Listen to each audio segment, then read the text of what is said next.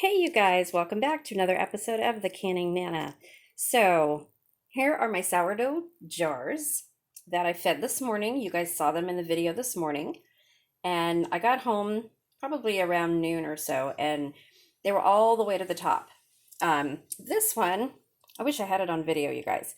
I opened this one right here, and it literally exploded at me because I tightened it too hard. And yeah, if I had that on video, it would go viral. It was pretty funny. It was pretty good. So anyway, I took a little bit out of this one. They were both to the top. This one, however, didn't explode. It was nicer to me. So those are the jars from this morning. So I have lots and lots of sourdough starter. I am going to make a pancake mix tonight and add in the sourdough to make sourdough pancakes. I made some last Sunday morning, I believe it was, or Saturday morning maybe, and they came out really good. And my husband suggested that I make the batter and leave the sourdough starter in it a little bit longer, even overnight, to mix in and make the whole batter, nice, give that sourdough flavor. So that's what I'm going to try tonight.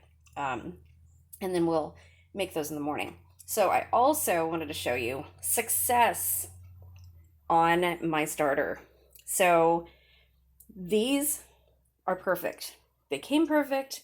I'm going to be sending them out. I've got 3 testers so far. I need 3 more. So if you are new or a new subscriber or an old subscriber, I need volunteers to test my sourdough starter. I'm confident that it's going to work perfectly. I'm going to start another jar with one of these, probably this one right here, since I'm touching it. I don't have any gloves on, so I'm not going to touch the other ones. But this is what it looks like, and I'm going to be packaging it up and sending it out and then selling it. Thank you guys for watching. Please subscribe. Lots more videos coming, you guys. Stay tuned. We're going to be very, very busy.